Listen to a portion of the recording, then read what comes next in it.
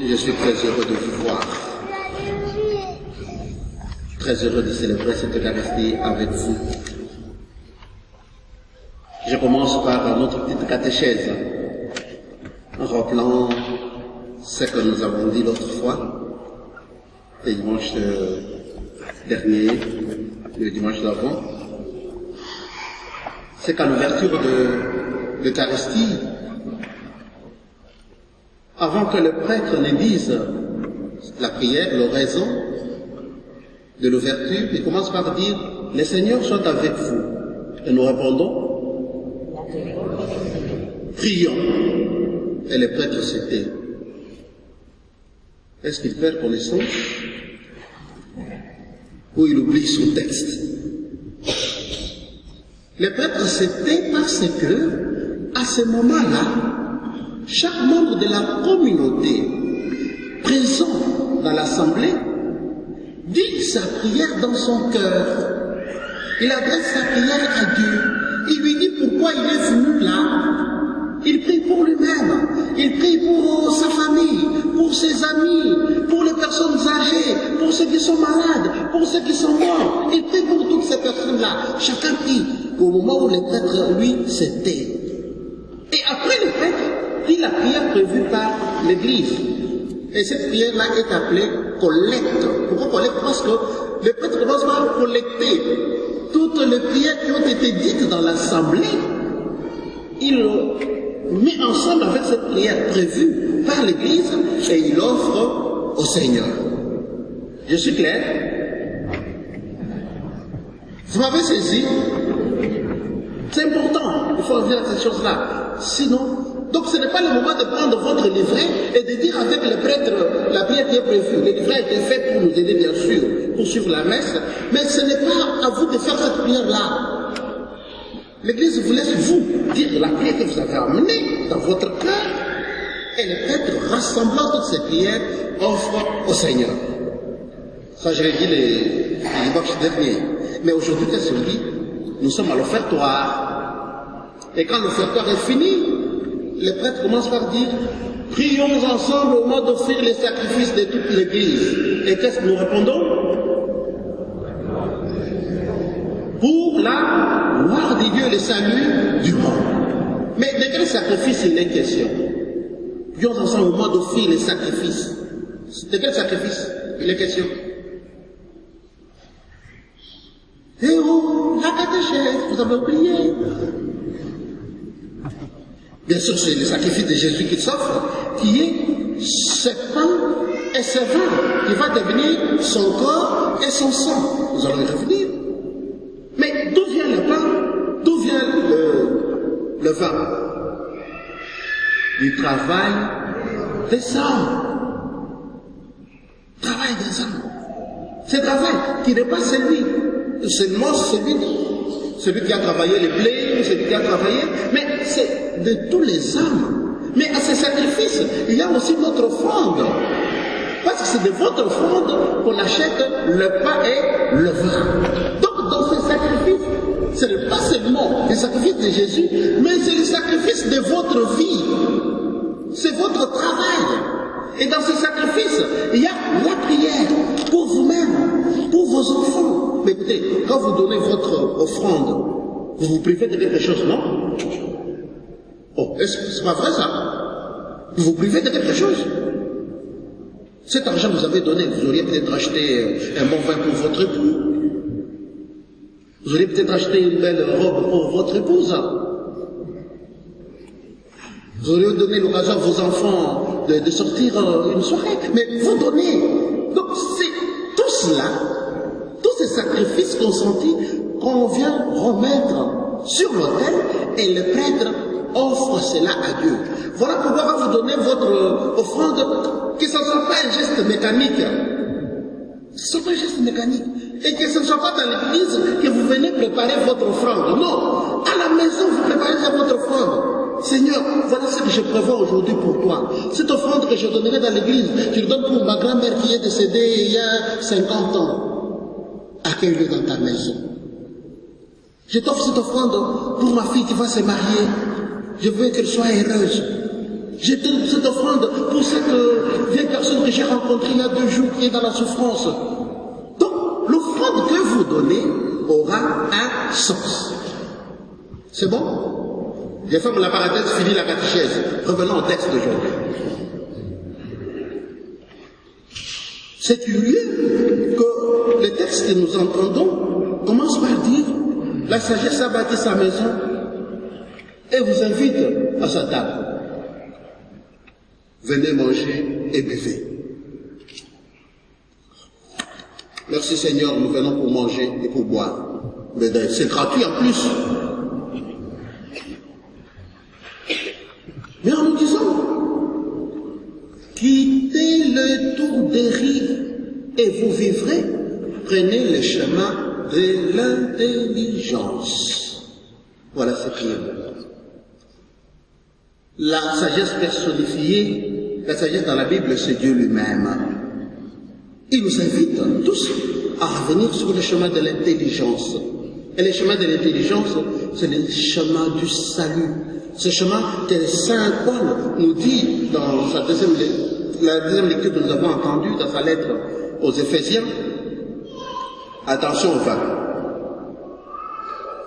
Quand vous l'avez pris de trop, qu'est-ce qu'il fait, vous?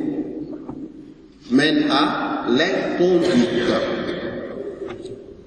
Attention, Saint Paul ne nous interdit pas de prendre du vin, hein? Ne confondons pas les choses. Peut-être que si Saint Paul était là aujourd'hui, il nous aurait dit, faites attention avec vos téléphones, l'internet et tout ça. Parce qu'au finish, ça vous conduit à l'inconduite. Au fait, que Saint Paul veut nous dire, devenus chrétiens, nous sommes tous appelés à être lumière à l'instar du Christ.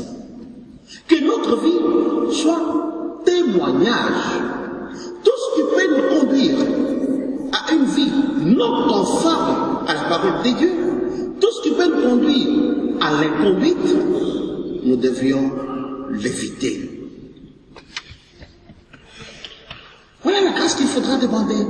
Seigneur, éclaire-moi chaque jour pour que je découvre ce qui peut m'amener loin de toi, ce qui peut me mettre sur le chemin de l'inconduite. Que ton Esprit Saint m'éclaire et me donne la force de continuer sur le chemin de la lumière. Et Saint Jean, dans l'évangile que nous avons entendu tout à l'heure, nous conduit à la révélation plénière de Jésus-Christ. Nous savons tout ce qui s'est passé avec l'utilisation de pain. On voulait faire de lui un roi, il s'échappe. Mais là, il leur dit, moi je vous donne le pain qui vient du ciel. Celui qui mange de ce pain ne va pas mourir. Mais ce pain donné, c'est ma chair. Le vin que je vais vous donner, c'est mon sang. Celui qui mange mon corps, celui qui boit mon sang, aura la vie éternelle.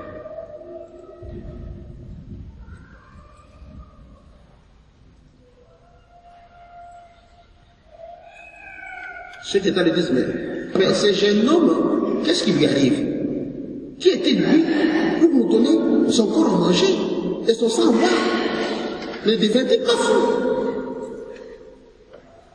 Mais ils ont raison de réagir ainsi.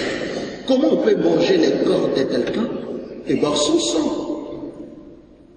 Mais Jésus affirme, celui qui mange mon corps et boit mon sang, il aura la vie éternelle.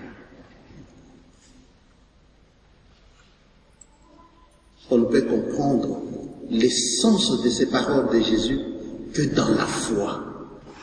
Autant qu'un jour, Nicodème qui rencontre Jésus, nous sommes au début de l'évangile de Jean, Jésus lui dit, pour entrer dans le royaume, il faut renaître de nouveau. Et Nicodème dit à Jésus, comment un vieil homme comme moi, je vais encore rentrer dans le ventre de ma mère pour renaître? Il ne peut pas comprendre. Il lui faut la foi pour qu'il comprenne ces paroles de Jésus. Jésus utilisant un langage sémitique, il veut nous dire tout simplement, ne peut avoir la vie que celui qui me reçoit dans sa vie. Ne peut entrer dans la vie du Père que celui qui me reçoit.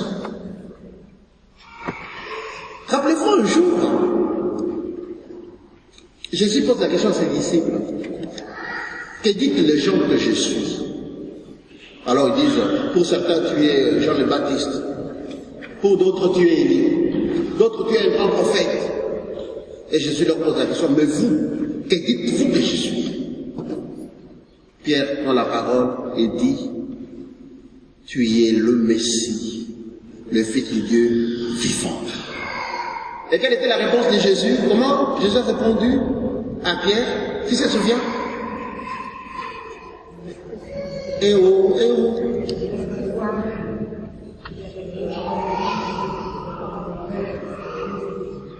Ce n'est pas... Oui, ce n'est pas toi, tu ne le dis pas de toi-même, mais il utilise le même parole qu'il nous dit ici. Ce n'est pas la chair ni le sang qui te l'ont dit. Ça te vient de la part de mon Père. Donc, dans le langage sémitique, quand on parle de la chair et du sang, on veut parler de l'homme. L'homme dans sa fragilité, l'homme dans son humanité. Et Jésus, quand il dit, celui qui mange mon corps et boit mon sang, il parle de sa personne. Cette personne humaine, Jésus-Christ. Mais cette personne qui est aussi Dieu. N'oublions pas ça. Il a pris notre chair en toutes choses. Il a pris notre humanité en toutes choses, à l'exception du péché. Mais il est Dieu. Les deux natures sont présentes en lui. Donc en disant qu'il boit mon sang, qu'il boit ma chair, il parle de sa personne. Donc celui qui accueille Jésus dans sa vie, c'est celui-là qui aura la vie éternelle.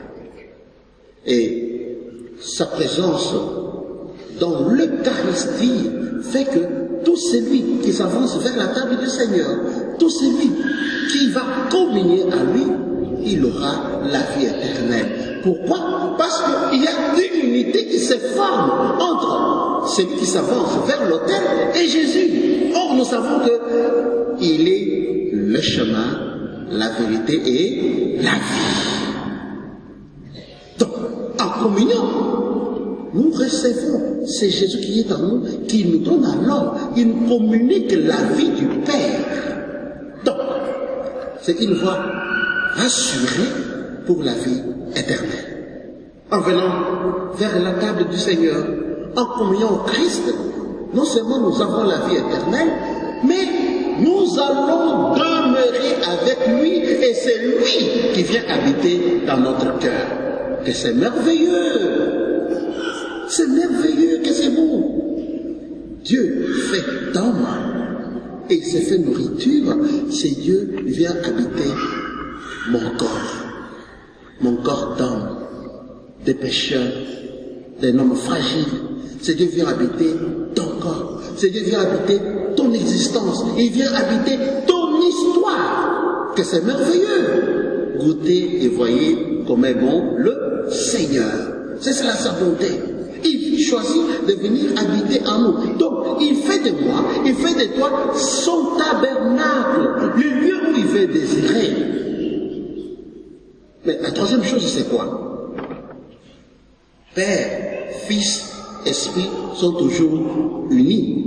Mais parce que le Fils est venu en moi, ça fait quoi? Le Père et l'Esprit sont en moi. Ce que voudrait dire, je deviens par l'Eucharistie le membre de la Sainte Trinité. Je ne sais pas si vous me comprenez. Mais c'est pas compliqué ça. C'est pas compliqué. Mais quelle est la conséquence de tout cela? C'est ça qui est important et je m'arrête là parce qu'il y en a qui regardent déjà la moto. Parce que je deviens membre de la Sainte Trinité. Parce que le Père, le Fils et l'Esprit Saint habitent en moi. Donc je deviens les témoins de l'amour de Dieu au milieu des hommes et des femmes. Je deviens témoin dans mon foyer, dans ma famille, sur mon lieu de service, dans mes relations. D'où la question que je voudrais me poser et que je voudrais que chacun de vous se pose. Nous communions chaque fois que nous sommes à la messe. Est-ce que nous sommes devenus les témoins du amour de Dieu? Nous communions à l'Eucharistie chaque fois que nous sommes à la messe. Est-ce que nous révélons la présence de Dieu aux autres? Comment est-il possible que la Sainte Trinité est en moi, mais je continue à insulter, je continue à voler, je continue à mentir? Comment c'est possible? Pourquoi je suis membre de cette Sainte Trinité, mais j'ai encore un témoignage contraire à la vérité de Dieu?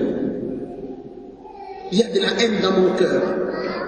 Je ne partage pas. Si j'ai donné quelque chose, c'est ce que j'avais en plus, ce qui ne me servait pas, alors je donne. C'est pas de la charité, ça. Comment puis-je dire que je suis uni à la Sainte Trinité alors qu'il y a mes frères et mes sœurs auxquels je ne parle plus jamais? Comment est-il possible? Voilà ce qui fait de l'Eucharistie le lieu non seulement de la communion avec Dieu, mais le lieu de la communion avec toute l'humanité, le lieu de notre réconciliation, donc le lieu de notre salut.